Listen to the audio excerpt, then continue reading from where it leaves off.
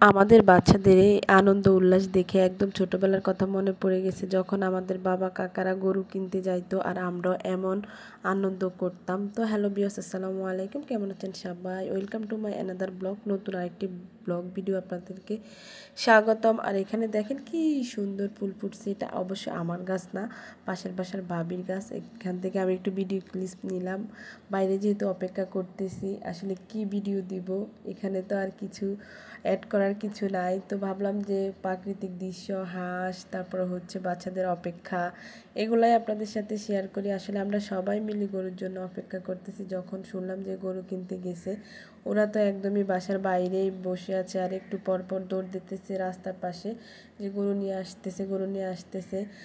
আর এদের হচ্ছে ভাগ্য এতটাই খারাপ হয়ে গেছে, মেঘলা মেঘলা ওয়েদার হয়ে গেছে, এত বেশি অন্ধকার হয়ে গেছিলো যেদিন আমাদের গরু নিয়ে আসবে। আমরা বাইরে সবাই অপেক্ষা করতেছি, বাচ্চাদেরকে একদমই মানাতে পারতেছি না। দেখেন কতটা অন্ধকারের মধ্যেও তারা হচ্ছে মানে গরুর জন্য অপেক্ষা করতেছে। পরে বাসায় নিয়ে আসছি, অপেক্ষা আর করতে পারে নাই, বৃষ্টি চলে আসছিল, বৃষ্টির মধ্য দিয়ে আমাদের গরু নিয়ে আসছে। মাশাআল্লাহ, গরুটা ভালোই হয়েছে। তো অনেকে আবার কমেন্টস করছেন যখন শর্ট ভিডিও ছাড়ছি, বা হচ্ছে এখনও আবার করতে পারেন যে আপু গরুটার দাম কত নিছে। আসলে কোরবানির গরুর দাম দিয়ে হিসাব করা যায় না, তারপর যতটি কিনলো সেটা আপনাদের সাথে শেয়ার করি। এই গরুটা নিচ্ছে হচ্ছে হাসলি সহকারে 1,37,000 টাকা।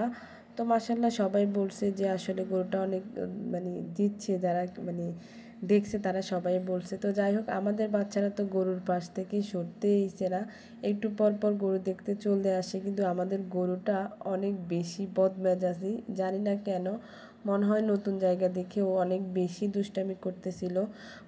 কেউ মানে পাশে যাইতেছে পারতেছে না, খাবার দিলেও ও ফেলে দিচ্ছে।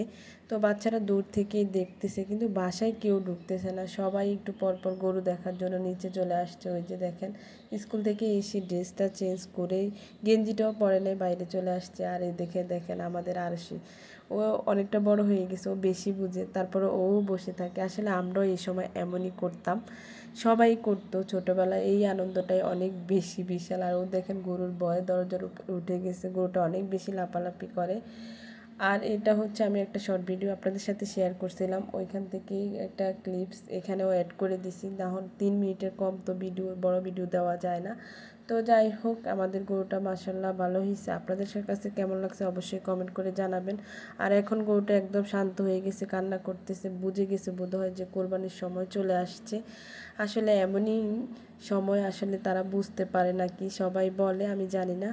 তো যাই হোক, আমাদের ভিডিওটা কে কোথায় থেকে দেখছেন অবশ্যই কমেন্ট করে জানাবেন। আল্লাহ হাফেজ।